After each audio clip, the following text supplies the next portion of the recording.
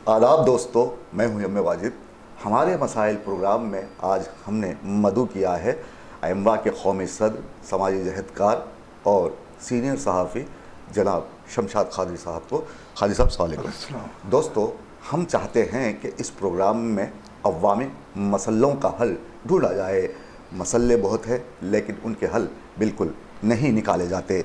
ऐसे हालात में हम हुकूमतों के अलावा अवामी मसाइल को इस प्रोग्राम में जगह देते हैं ताकि अवामी मसाइल के हल की राह हमवार की जा सके।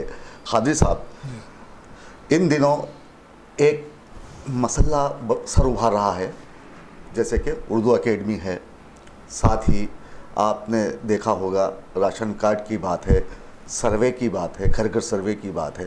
तो ये तीनों मसाइल लोगों के हल होने का नाम नहीं ले रहे हैं। कई जगह से फ़ोन आते हैं मुझे कि हमारे यहाँ सर्वे नहीं हुआ, हमारे घर में ओहदेदार नहीं पहुँचे। तो हुकूमत बुलंदबांग दावे करती है कि 1 साल के दौरे हुकूमत में तेलंगाना तरक्की की जानिब गामज़न है, लेकिन ये सब बातें गलत नज़र आती हैं। तो आपका क्या ख्याल है? सबसे पहले आप बात कीजिए उर्दू एकेडमी की, क्योंकि उर्दू एकेडमी की जानिब से बुलंदबांग दावे किए गए, उर्दू हजरात को, उर्दू सहाफ़ी हजरात को पैसे देने की बात की गई, वो भी अभी तक रोबाए अमल नहीं लाया गया जी। तो उसे तो मैंने माहना करने की अपील की थी, लेकिन शायद ये मेरी ये बात हुकूमत तक नहीं पहुंच पा रही है। आपके ज़रिए मैं इस बात को हुकूमत तक ले जाना चाहता हूं। आप बताइए कि इसे किस तरह हल किया जा सकता है। बहुत बहुत शुक्रिया वाजिद साहब, आपने मुझे इस काबिल समझा कि मैं अवामी मसाइल उन तक पेश करते हुए हुकूमत तक हमारी आवाज़ पहुंच सके। तो सबसे पहले तो मैं एक बात कहना चाहूँगा वाजिद साहब, मुझे बड़ी हैरत इस बात की होती है कि विजय उत्सव मनाया गया जी, जबकि मसाइल का अंबार लगा हुआ है। उसके बावजूद भी मिस्टर रेवंत रेड्डी ने हो या कांग्रेस हुकूमत ने हो, विजय उत्सव मनाया गया। जो है 1 साल मुकम्मल होने पर जो है उनके जो कारनामे थे आवाम के सामने पेश करने की कोशिश की गई। मगर मैं नहीं समझता कि इन 1 सालों में वो जो मसाइल जो हुकूमत ने आवाम से जो वादे किए थे, उर्दू अकादमी का मामला हो, फाइनेंस कॉरपोरेशन का मामला हो, वक्फ बोर्ड का मामला हो या हज कमेटी का मामला हो, इन तमाम चीज़ों का जब आप किसी चीज़ की एक जो है फ़तह का जो ऐलान करते हैं, 1 साल में आपने जो कारकर्दगी की है उसका जो है जश्न आपने जो मनाया है, मुझे थोड़ा अजीब लगा वाजिद साहब। इसलिए अजीब लगा, मैं बड़ा तसद्दुर का शिकार हो गया कि भाई आप इतने बड़े पैमाने पे जो है विजय उत्सव मनाए। तो मैं मिस्टर रेवंत रेड्डी हो या फिर मिस्टर शाहनवाज कासिम हो या मिस्टर मोहम्मद अली शब्बीर हो या फिर जितने दूसरे वज़रा हैं, मैं उनसे ये सवाल करना चाहूँगा कि यकीनन हमको आपने जो 1 साल कारकर्दगी आवाम के सामने पेश की, बुलंद बांग दावे आपने किए कि बड़े बड़े हमने काम किए हैं। तो मैं नहीं समझता कि जबकि आपने मुसलमानों की फलाह बहबूद के लिए, माइनॉरिटी की फलाह बहबूद के लिए बहुत सारी स्कीमात का अनाउंसमेंट किया। खुसूसी तौर पे एक बात कहना चाहूँगा कि सहाफ़त, जिसकी बहुत ज़्यादा अहमियत है, चौथा स्तंभ जो कहा जाता है, मैं मिस्टर रेवंत रेड्डी हो या फिर वहाँ के ताहिर हमदान साहब हो या हमादान हो, मैं उनसे ये बात जानना चाहूँगा कि जब विजय उत्सव मनाया जा रहा था तो जो स्कीमात आपने अनाउंस की थी, चाहे वो उर्दू अकादमी का मामला हो या फिर चाहे माइनॉरिटी फाइनेंस कॉरपोरेशन का मामला हो या आइमा और मौजूदीन के जो है मुशाहरा देने का मामला हो, इन तमाम चीज़ों को उठाना चाहिए था। बड़ी शर्म की बात यह है वाजिद साहब, जून 2006 में सहाफ़ियों के बिल जो है सालाना बड़ी मुश्किल से भीख मांगते मांगते जो है बिल उनके जो है हुकूमत की जानिब पेश किए गए। मुझे परसों मैं उनसे मुलाकात हुई, वहाँ के सुब्रमण्यम साहब से भी मेरी मुलाकात हुई, तो उन्होंने ये कहा बजट तो अलाट हो गया है मगर बिल पास नहीं हो रहे हैं। तो मैं उनसे ये सवाल किया कि भाई बजट अलाट करके आप क्या करेंगे उसको, जबकि बिल ही पास नहीं हो रहे हैं। जो सहाफ़ी इस इंतज़ार में हैं कि कब जो है इमदाद दी जाएगी, कब, मगर उसके बावजूद भी वहाँ पर कोई तशफ़ी पर जवाब नहीं मिला। ताहिर हमदान साहब जो है कभी निज़ामाबाद में बिज़ी हैं, कभी कोई प्रोग्राम में बिज़ी हैं, उनसे मुलाकात कम ही हो पा रही है, वो रहते ही नहीं है ऑफिस पे लोगों का। तो मेरा मतलब ये है कि विजय उत्सव मनाने से हमारा कोई ऑब्जेक्शन नहीं हुआ, मगर जो वादे आपने आवाम से किए थे, जो वादे आप उर्दू अकाडमी में सहाफ़ियों से किए थे, जो माइनॉरिटी फाइनेंस कॉरपोरेशन जो लोन देने का मामला हो, सिलाई मशीन का मामला, बड़ी मुश्किल से अभी सिलाई मशीन कुछ ख़वातीन को दे रहे हैं, वो भी कहाँ तक कब तक होगा क्या होगा इसका कुछ अंदाज़ा नहीं है। मगर मैं ये चाहता हूँ कि आप विजय उत्सव मनाने का मौका जो आपने फराम किया अपने लिए, मैं ये चाहता था कि जितने भी आपने वादे किए थे, जितने 6 ज़मानतों की आपने बात की थी, ज़रा एक नज़र उन पे डालना बेहद ज़रूरी है मिस्टर रेवंत रेड्डी। आपको डालना ज़रूरी है कि आपने जो इतना बड़ा प्रोग्राम जश्न मनाया 1 साल की आपकी कारकर्दगी के ऊपर, क्या आपने देखा कि उर्दू अकाडमी में जो सहाफ़ियों के लिए जो बात की थी, उनको एड देने की, या उसी तरीके से माइनॉरिटी फाइनेंस कॉरपोरेशन की बात थी, 50,000 का जो है सब्सिडी लोन देने की बात थी, मगर सिर्फ ऐलानात तक बात महदूद होकर रह गई है वाजी साहब। तो हम मिस्टर रेवंत रेड्डी से ये बात कहना चाहेंगे कि अब भी वक्त है, क्योंकि अब आवाम में बेचैनी शुरू हो गई है जी कि भाई जो आवाम जिस उम्मीद और जिस आस के साथ कांग्रेस गवर्नमेंट को इख्तियार सौंपे थे, आज ऐसा महसूस हो रहा है आवाम को कि ये भी जिस तरीके से साबिक़ा हुकूमत जिसने धोखा दिया, आज जिस तरीके से मिस्टर KCR एक कोने में बैठे हुए हैं, सामने आवाम के सामने आने की उनकी हिम्मत नहीं है, जिस तरीके से धंधा लिया हुए हैं, तो मैं रेवंत रेड्डी से ये बात कहना चाहूँगा कि फौरी तौर पर अब भी वक्त है आपके पास, क्योंकि आने वाले 3-4 साल ही आपके बाकी है, बहुत कम है। मैं समझता हूँ कि ये 3-4 साल मुझे ऐसे महसूस हो 3-4 दिन में गुजर जाएंगे, क्योंकि अब एक साल भी 6 ज़मानतें पूरी नहीं 6 ज़मानत है। तो हम ये चाहते हैं मिस्टर रेवंत रेड्डी कि फौरी तौर पर आप इस जानिब तवज्जो दीजिए, और ख़ुसूसी तौर पर Urdu academy, minority finance corporation, वक्फ बोर्ड, हज कमेटी, जितने भी आपने स्कीमात किया, ख़ुसूसी तौर पर एक बात कहना चाहूँगा, आप पुरोहितों को 20,000 रुपये देने का वादा किया था, जबकि अइम्मा और मौज़िनीन को आपने मैनिफेस्टो में ये बात कही थी कि 10-10 हज़ार रुपये उनको सैंक्शन करेंगे। तो फिर मैं मिस्टर रेवंत रेड्डी, आपने जो ये जश्न मनाया है 1 साल आपकी कारकर्दगी का, तो फिर क्यों अइम्मा और मौज़िनीन को क्यों आप नज़रअंदाज कर दिया, सीनियर सहाफ़ियों को आपने क्यों नज़रअंदाज कर दिया, 6 ज़मानतों को क्यों आप नज़रअंदाज कर दिया? आपके मिनिस्टर से एक बात कहते हैं कि हम 5 साल के अंदर ये तमाम जो है जो वादे किए पूरे किए हैं, तो फिर आपको ये 5 साल में अगर आपको पूरा करना था, तो फिर आप मैनिफेस्टो में ये 100 दिन की बात क्यों की थी आपने? जी, तो खादिर साहब, अभी तो लगता यह है कि ये 6 ज़मानतें पूरी होने में काफ़ी वक्त बाकी है, इसको छोड़िए। यहाँ पर मैं आपको एक बात बताते हुए आगे बढ़ूँगा खादिर साहब। अब सारी दुनिया को ये पता चल चुका है कि ताहिर बिन हमदान का नाम गलत है, हमदान जो नाम है वो गलत है। तो इसकी शुरुआत मैंने ही की थी। तो रही बात दूसरी, खादिर साहब, अब आप देखिए जो पैसे दिए जा रहे हैं किन्हें, 50,000 रुपये की जो स्कीम शुरू की जा रही है ख़वातीन के लिए, ख़ुद मुक्तफ़ी बनाने के लिए उन्हें ऐलान किया गया है कि 50,000 रुपये सब्सिडी लोन दिया जाएगा। क्या होगा खादिर साहब 50,000 से? अगर कोई ख़ातून अपने घर में किराना शॉप भी अगर डाल ले तो मुमकिन है उसे 5-6 लाख 10 लाख तक का उसे खर्च आएगा। तो हुकूमत को चाहिए, आप बावर करवाइए हुकूमत को कि 5 से 10 लाख रुपए एक खातून को दिए जाएं। अब एक ज़मानत में तो ऑलरेडी कहा गया है कि ख़वातीन को खुद मुक्तफ़ी बनाने के लिए उनके अकाउंट में पैसे डाले जाएंगे, अकाउंट में पैसे आने से रहे। और फिर जो उर्दू अकेडमी या वक्फ बोर्ड की जानिब से इमदाद दी जाती है, फाइनेंस कॉरपोरेशन की जानिब से जो लोन दिया जाता है, वो भी 50,000 रुपये देने की बात की जा रही है। तो ये गलत फ़ैसला है। मशीन देकर आप क्या करेंगे? आजकल रेडीमेड का ज़माना है, ख़वातीन मशीन लेके क्या माथे पे मार लेंगी? हाँ, कपड़े सी कर अपनी ज़िंदगी गुजारेंगी? ऐसा नहीं। तो ये जो रवायत बन चुकी है हुकूमत की कि लोगों के कानों को अच्छे दिखने वाली बातें की जाने लगी हैं। तो आप हुकूमत से कहिए कि किस तरह एक ख़ानदान को कौमी धारे में शामिल करने के लिए एक ख़ातून की कैसी मदद की जानी चाहिए।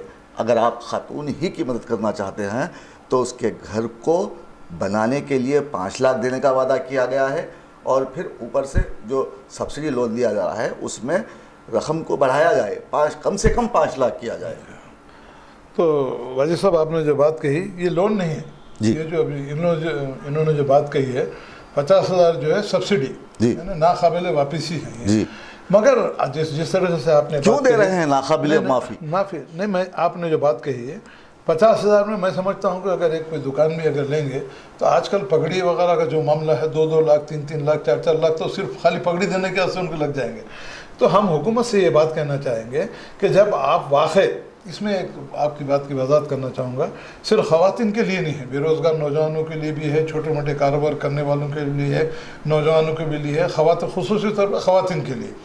तो मैं मिस्टर रेवंत रेड्डी हो या फिर फाइनेंस मिनिस्टर हो, उनसे ये बात मैं ख़ास तौर से कहना चाहूँगा कि अगर वाक़ई आप ख़वातीन को या नौजवानों को अपने पैरों पे खड़ा करना चाहते हैं तो खातिर खा रकम आपको देना बेहद ज़रूरी है जी। वो भी सब्सिडी बैंक के बिल स्कीम के तहत अगर आप देंगे तो शरायत लागू होंगी वहाँ पे। शरायत लागू होंगे और वो लोग मिलना बड़ा मुश्किल है उन लोग को मिलना, जी। क्योंकि उसमें कुछ गलती लोग जो लोन लिए वापस भी नहीं किए, जो ब्लैक लिस्ट में आ गए हैं। तो इसलिए हम ये चाहते हैं कि आप मिस्टर रेवंत रेड्डी जानिब आपको तवज्जो देना बेहद ज़रूरी है कि कम से कम, वाजी साहब आपने जो बात कही, कम से कम अगर वाक़ई हुकूमत ये चाहती है कि बिलो पॉवर्टी लाइन के अंडर में जो लोग ज़िंदगी गुजार रहे हैं, ऐसे लोगों को, ख़वातीन हो या नौजवान हो या बेरोज़गार नौजवान हो या परेशान हाल ज़िंदगी जो बिलो पॉवर्टी लाइन में जो ख़तर गुर्बत से जो नीचे ज़िंदगी गुजार रहे हैं, उनको कम से कम, मेरा एक मशवरा है हुकूमत को कि कम से कम 5 लाख की सब्सिडी तो आपको इन लोगों को देना बेहद ज़रूरी है, ताकि एक छोटा मोटा कारोबार जो है करते हुए, अपने कदमों पे खड़े होते हुए, अपने अहल के जो 2 वक्त की रोटी का जो है फराम वो लोग कर सकते हैं। वरना 50,000 की रकम तो ऐसा है, मैं समझता हूँ कि आप वहाँ से चकदंगे घर जाने तक जो उसमें से तो समंदर में गिलास पानी डालने के बराबर। पानी दे रहा था। तो बहरकैफ मिस्टर रेवंत रेड्डी से हम ये बात कहना चाहेंगे कि आप यकीनन आपने बड़ी अच्छी स्कीमात शुरू की हैं, नज़रों के लिए बड़ी अच्छी दिख रही हैं, कानों को सुनने के लिए बड़ी अच्छी नज़र आ रही हैं, मगर इम्प्लीमेंटेशन नज़ारत है। तो हम ये चाहते हैं कि अब भी वक्त है आपके पास, जितना भी खातिर खा बजट। मेरा सबसे अहम सवाल ये है वाजिद साहब कि लोग इस जानिब तवज्जो नहीं दे रहे हैं जी। माइनॉरिटीज़ को उनके पॉपुलेशन के हिसाब से, उनके आबादी के तनासुब से बजट अलर्ट किया जाना चाहिए जी। ताकि जो लोग परेशान हाल ज़िंदगी गुजार रहे हैं, जो लोग खतर गुर्बत से जो नीचे ज़िंदगी गुजार रहे हैं, उनके लिए कुछ फ़ायदा हो सके। अब आप आबादी है 2 करोड़ आबादी माइनॉरिटीज़ नहीं खादरी साहब, मैं ये कह रहा था कि 50,000 रुपये अगर आप देंगे तो आदमी खा के मुंह पोंछ लेगा। नहीं, मैं ये आपको ये बोल रहा हूँ, 50,000 की कोई अहमियत नहीं। पॉपुलेशन के हिसाब से अगर आप बजट अलर्ट करेंगे तो उसमें कुछ खातिर खा फ़ायदा होने वाला है। वरना क्या है, आबादी है मुसलमानों की 5 लाख, आप 1 लाख के हिसाब से अगर बजट आप सैंक्शन करेंगे तो उसमें यकीनन वो फ़कीरों में जिस तरह खैरात बांटी जाती है जुमा के रोज़, उसी अंदाज में होने वाला है। तो मैं मिस्टर रेवंत रेड्डी से ये बात कहना चाहूँगा कि आप कम से कम अगर वाक़ई आपके जहन में पिछले तबक़ात को या फिर खतर गुर्बत से ज़िंदगी जो गुजार रहे हैं उनकी ज़िंदगी अगर संवारना चाहते हैं या ख़वातीन को जो है अपने ख़दमों पर खड़ा करना चाहते हैं तो कम से कम 5 लाख की सब्सिडी देनी चाहिए जी। Not from the bank. इसको जो है बैंक से मरबूत करने की आपको ज़रूरत नहीं है, वरना बैंक से आप मरबूत करेंगे तो ये पिछले 5 साल तो नहीं, हो सकता है आपकी हुकूमत बनेगी या आप नहीं भी बनेगी, या फिर और आप 5 साल हुकूमत करेंगे, किसी की हालत ज़ार ठीक होने वाली नहीं है। वादों को जिस तरीके से KCR ने बेवकूफ़ बना के जो है तेलंगाना के आवाम को बेवकूफ़ बनाते हुए तेलंगाना को जो है निचली सतह पे ला के खड़ा कर दिया है, मखरूज कर दिया है। हर आदमी के खाते में लाखों का खर्च बाकी है। लाखों का खर्च भाई। तो मिस्टर रेवंत रेड्डी अब भी वक्त है, यकीनन आप नेक नीयती पे काम कर रहे होंगे, मगर हम ये चाहते हैं कि हमारी ये तजवीज़ है एक समाजी जहदकार होने के नाते, एक सीनियर सहाफ़ी होने के नाते, क्योंकि सहाफ़त का भी बहुत बड़ा रोल है आपको इक़्तिदार पे लाने का। तो हम ये चाहते हैं कि इससे पहले भी 12 हमारे वाजिद साहब जो चीफ एडिटर हैं, इनका भी मुतालबा ये था कि ये सालाना 5,000 10,000 देने के बजाय कम से कम माहाना 5,000 रुपये सहाफ़ियों को। कितने हैं खादी साहब, उर्दू सहाफ़ी कितने हैं? गिने चुने हैं। गिने चुने हैं। और सबसे अहम बात ये कहना चाहूँगा साहब कि उर्दू अकाडमी का क़याम का मकसद ये है ताकि उर्दू को फ़रोग़ दिया जाए, उर्दू की तरक्की की जाए। उर्दू अकेडमी खुद उर्दू नहीं जानती, उर्दू को ख़त्म करने के उर्दू की तालीम को आम किया जाए, मदरसों को आम किया जाए। इन तमाम चीज़ों को जहन में रखते हुए मिस्टर रेवंत रेड्डी आपको चाहिए कि ज़्यादा से ज़्यादा बजट उर्दू अकाडमी को मुख्तस किया जाए और जो सहाफ़ी हैं उनका सर्वे कीजिए, ऐसे कितने सहाफ़ी हैं, उनसे उनके हालात को अगर ठीक करना है तो आपको ये चाहिए कि माहाना कम से कम 5,000 रुपये एक सहाफ़ी को देना बेहद ज़रूरी है, ताकि उनकी अपनी ज़िंदगी में कुछ ना कुछ सुधार आ सके। चलिए खादिर साहब, अब बात करते हैं घर घर सर्वे की। घर घर सर्वे, लोगों का फ़ोन आ रहा है, घर घर सर्वे हो नहीं रहा है, कहीं हो रहा है तो लोग पूछ रहे हैं कहाँ हो रहा है।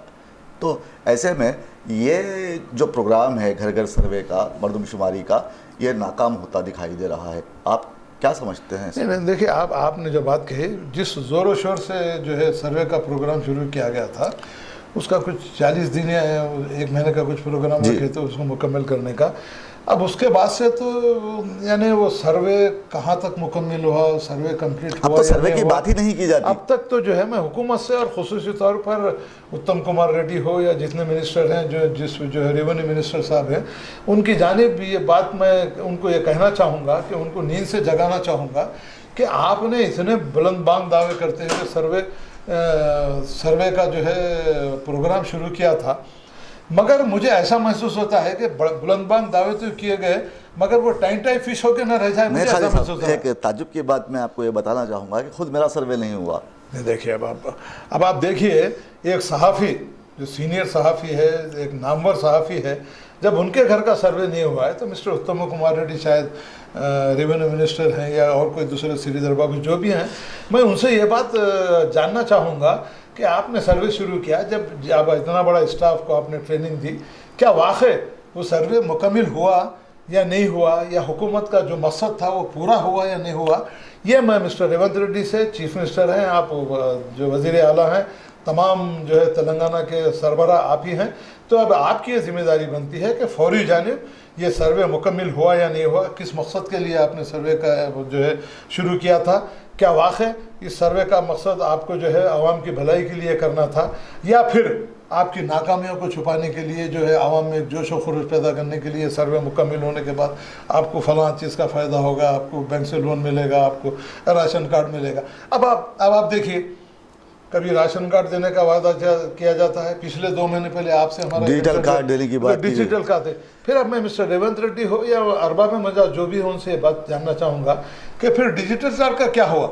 फिर अब आप उत्तम कुमार रेड्डी, मजाक है खाली लोगों से, आवाम के साथ आप मजाक कर रहे हैं। आवाम को आप बेवकूफ़ मत समझिए। मिस्टर रेवंत रेड्डी, आप ये समझ जाइए कि सिर्फ आवाम को बातों से बहला देंगे या उनको जो है बेवकूफ़ बनाएंगे, अब होने वाला नहीं है। आवाम में शऊर जो है बेदार पैदा हो चुका है, और ख़ास तौर से सहाफ़त भी इस बात को जो है आगे बढ़ने वाली है कि अगर आप अब भी नहीं समझेंगे तो फिर आपके लिए हुकूमत चलाना भी मुश्किल है, और आने वाले इलेक्शन में आपको नवेश्ती दीवार पढ़ लेना बेहद ज़रूरी है। क्योंकि अरे आप जिस तरीके से वादे किए थे, कम से कम उसमें से 50% भी अगर मिस्टर रेवंत रेड्डी आप वादे पूरे करते तो आवाम में जो एतमाद आपके पैदा हुआ था, आपको जो हुकूमत आपके हवाले की थी, उनमें कुछ एतमाद बहाल होता था, लोग कुछ खुशी से आगे आप आने वाली हुकूमत में भी आपकी मदद करने की कोशिश करते थे। मगर वाजिद साहब, यहाँ हो ये रहा है कि मुझे ऐसा महसूस होता है कि जिस तरीके से केसीआर ने बेवकूफ़ बनाया, रेवंत रेड्डी भी उसी राह पे चल निकले हैं। अरे भाई, बड़े बड़े जो है प्रोजेक्ट का जो है मामला हुआ, इंक्वायरी कमीशन बैठा, वो कौन सी ई रेस का मामला था, वो फला था, अमक था, नमक था, मगर ऐसा महसूस होता है कि यहाँ रेवंत रेड्डी कांग्रेस हुकूमत नहीं है, बल्कि अपोजिशन जो है, आज पूरे असेंबली में अपोजिशन छाई हुई थी। खादरी साहब, मैं आपको बताना ज़रूरी समझता हूँ कि देखिए, कांग्रेस हुकूमत बीजेपी के नक्श कदम पर चल रही है।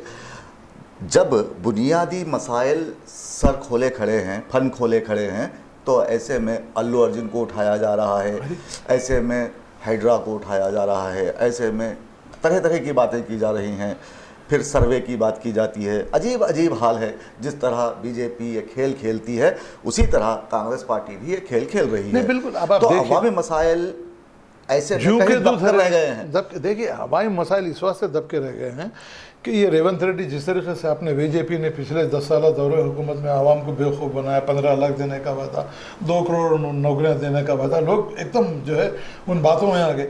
तो अब इस तरीके से भी मिस्टर रेवंत रेड्डी हो या मिस्टर राहुल गांधी हो या प्रियंका गांधी हो या सोनिया गांधी हो, उन्होंने जो वादे किए थे आवाम से, उसको पूरा करने का वक्त आ चुका है। अगर आप इसी तरीके से जो है आवाम को बेवकूफ़ बनाने की बात करके आप ये समझेंगे कि हमने आवाम को बेवकूफ़ बना लिया है, तो मिस्टर रेवंत रेड्डी ये आपकी गलतफहमी है, क्योंकि आवाम जानती है कि कौन कितना जो है आवाम की खिदमत के जज्बे से आगे काम कर रहा है। तो मिस्टर रेवंत रेड्डी अब भी वक्त है, सर्वे का क्या मकसद था, राशन कार्ड का क्या मकसद था, डिजिटल कार्ड का क्या मकसद था, नौजवानों को माइनॉरिटी फाइनेंस कॉरपोरेशन से लोन देने का क्या मकसद था, ख़वातीन को अपने कदमों पर खड़ा करने का क्या मकसद था, इन तमाम चीज़ों के लिए मिस्टर रेवंत रेड्डी फौरी तौर पर, अगर हमारी आवाज़ आप तक पहुंच रही है, हमारी तजवीज़ आपसे ये है कि फौरी तौर पर तमाम महकमे जात का, तमाम सरबराहान को एक जायज़ा इजलास लेते हुए जी आपकी कारकर्दगी कहाँ तक बेहतर हुई है, एक साल जो आपने जश्न मनाया है, क्या वाकई उसके आप काबिल थे, मनाना जायज़ था या नहीं जायज़ था, इन तमाम चीज़ों का जायज़ा लेने की इस वक्त मिस्टर रेवंत रेड्डी आपको सख्त ज़रूरत है और लेना ही पड़ेगा, वरना आने वाले दिनों में अवाम में अगर बेचैनी शुरू हो जाएगी, अवामी अगर एहतजाज शुरू होगा, तो फिर कांग्रेस गवर्नमेंट जिस तरीके से केसीआर की हुकूमत का तख्ता पलट गया है, उसी तरीके से कांग्रेस को भी शायद हो सकता है इस नाकामी का मुंह देखना पड़े। खादी साहब, चलते चलते एक आखिरी सवाल मैं आपसे पूछना चाहूँगा, यह बहुत ही अहम सवाल है जी। असम्बली में रुकने असम्बली अकबरुद्दीन अवैसी खड़े होकर पूछते हैं हुकूमत से कि जिन तलबा व तालिबात की फ़ीस बाज़दायगी बाकी है उनका क्या हुआ, कुछ तो दीजिए। वो हुकूमत से पूछ रहे हैं, अरे कुछ तो दीजिए, कई सालों से आप फ़ीस रीइंबर्समेंट को जारी नहीं किए, तो आप कुछ तो बच्चों को दीजिए, बड़े परेशान हैं बच्चे। तो इस बारे में क्या कहेंगे आप? साहब, इतना अहम और इतना जो है वक्त की ये सवाल जो आपको उठाना बेहद ज़रूरी था। जो माँ बाप अपने जेवरात फला अमला सब सारे मुसीबतें उठाते खर्च करते हुए बच्चों को बाहर भेजाए, इस उम्मीद के साथ कि वो 20 लाख रुपए फीस बाहर का अलग है खादी साहब, नहीं, ये मैं यहाँ के बच्चों की अच्छा, बात फीस रिएम्बर्समेंट जो दो साल से फीस रिएम्बर्समेंट। लास्ट टाइम के आपके हमारे इंटरव्यू में भी ये बात आई थी, हमने हुकूमत से वादा भी, हम उनसे अपील भी की थी, उनसे मुतालबा भी किया था कि भाई आप जब ऐलान कर चुके थे, तो इससे पहले भी मैं बारहा ये बात कह चुका हूँ कि किसी चीज़ का भी ऐलान करने से पहले तखमीना करना बेहद जरूरी है। खुद असेंबली में अकबरुद्दीन अवैसी ने यही बात कही थी, आप वादे पूरे कीजिए लेकिन पहले देख तो लीजिए कितना खर्चा आ रहा है, कितना खर्चा। नहीं, इससे पहले हमारे जो आपका हमारा जो इंटरव्यू है, हम ये बात कहे कि किसी भी स्कीम को शुरू करने से पहले उसका कितना खर्चा आएगा, कितना जो है हमको खर्च उसको देना पड़ेगा, कितना जो है हम उसकी भरपाई कर सकते हैं, इन तमाम चीज़ों का जायज़ा लेने के बाद ही वाजिद साहब वादे किए जाने चाहिए। अब फीस रिएम्बर्समेंट का मामला ऐसा है, इतने गरीब तुलबा इस आस उम्मीद पे थे कि फीस रिएम्बर्समेंट आ जाएगी तो उनकी तालीम जारी रहेगी, आगे पढ़ते हुए अब उन्हें एग्जाम में बैठने की इजाज़त नहीं दी जा रही है। अब कॉलेज का यह हाल है कि हालांकि हम हुकूमत सर्कुलर इशू करने के बावजूद भी कोई कॉलेजेस मानने के तैयार नहीं है।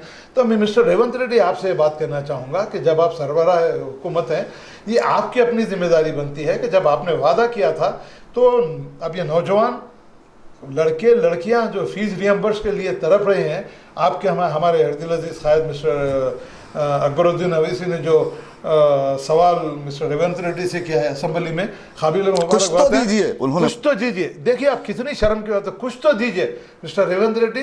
क्या आपकी ये बात ये समझ में नहीं आ रही है कि एक जो है रुकने असेंबली मिस्टर अकबरुद्दीन अवैसी ने ये बात कही कि कुछ तो दीजिए, तो क्या आपकी ये बात भी आपके समझ में नहीं आ रही कि कुछ तो दिए का मतलब क्या है जी? तो इसका मतलब यह था कि भाई जो लोग परेशान हाल है, जो नौजवान परेशान है, जो फीस रिएम्बर्समेंट परेशान है, कुछ तो दीजिए। पिछले साल की तो दीजिए। पिछले मतलब यही था कि पिछले साल की तो दीजिए, फिर हो सकता है उसके बाद जो है नेक्स्ट ईयर का जो है उसको सर्विस उसको रेगुलराइज कर सकते हैं। अब एक सवाल मैं और एक पूछना चाहूँगा खादी साहब आपसे। देखिए जो 4th ईयर के इसमें है बच्चा, स्टूडेंट है, MBBS कर रहा है, वो अगले साल तो जाएगा नहीं जब तक फीस रिएम्बर्स नहीं होंगी। फिर तो यही वही अकबरुद्दीन अवैसी ने जो बात असेंबली में उठाई है, काबिल तारीफ है। मिस्टर रेवंत रेड्डी, आपको ये बात समझ लेना चाहिए, और मैं ये समझता हूँ कि जानते पूछते जो है आप इस बात को नज़रअंदाज कर रहे हैं। तो मिस्टर रेवंत रेड्डी, अब आप समझ जाइए, नज़रअंदाज करने का बिल्कुल वक्त गुजर चुका है। नौजवानों की ज़िंदगी से खिलवाड़ मत कीजिए। वो नौजवान जो 4th ईयर से 5th ईयर पे जाने के लिए तड़प रहे हैं। अब ये आपकी जिम्मेदारी है कि उनका 1 साल बचाने के लिए फौरी तौर पर इस जानिब तवज्जो देते हुए ये हाइड्रा फला अमक ढमक ये तमाम चीज़ों को रोकते हुए जो अहम ज़रूरतें हैं, जो अहम जो अल्लू अर्जुन को भी छोड़ दीजिए। अरे अल्लू अर्जुन से हमारा क्या ताल्लुक है? आम आवाम को जो है, गरीब आवाम जिसके पास एक वक्त रोटी खाने की ज़रूरत नहीं है, वो संध्या थिएटर, अल्लू अरविंद, ये सब बचपने की हरकतें, इस तरीके के जो है बयानबाजी, हमारे कुछ से क्या ज़रूरत है? अल्लू अरविंद मर गया, उन्हें 25 लाख दे रहा, उन्हें 20 लाख, हमारे कुछ से उस फिल्म एक्टर से हमारे को क्या ताल्लुक है? ये सब चीज़ों को जो है गरीब आवाम का, नौजवानों का जो ध्यान भटकाने के लिए जो बात की जा रही है, अब आइंदा से मिस्टर रेवंत रेड्डी आप समझ जाइए, अल्लू अरविंद से हमारे को ताल्लुक़ नहीं है, हमको बीजेपी से ताल्लुक़ नहीं है, हमको किसी सियासी जमात से ताल्लुक़ नहीं है, हमको ताल्लुक़ है एक समाजी जहदकार होने के नाते तालीम, जो सबसे अहम ज़िंदगी की सबसे अहम ज़रूरत है, जो नौजवान तड़प रहे हैं, अगर उनका आप इस मरतबा भी अगर उनकी फ़ीस की पाबंदी नहीं करेंगे तो जो 4th ईयर पे 5th ईयर में जाने वाला बच्चा है उसका 1 साल तबाह बर्बाद होने वाला है। मिस्टर रेवंत रेड्डी, ये आपको वार्निंग मैं ख़ास तौर से आज मैं बड़े तकलीफ़ के साथ ये बात कहना चाहूँगा कि फौरी जानिब तवज्जो दीजिए और फौरी तौर पर बजट अलाट करते हुए उन बच्चों की जो फीस बाज़ाबात करिए पिछले 2 साल से जो बाकी है, फौरी तौर पर इंतजाम करते हुए वो बच्चों की ज़िंदगी से खिलवाड़ मत कीजिए और फौरी बजट जारी करते हुए उनकी फ़ीस बाज़ाबात कीजिए, ताकि जो 4th year, 2nd year, 3rd year के जो बच्चे हैं 5th ईयर में जाके अपनी ज़िंदगी बना सकें। जी बिल्कुल, शुक्रिया बहुत बहुत खादिर साहब।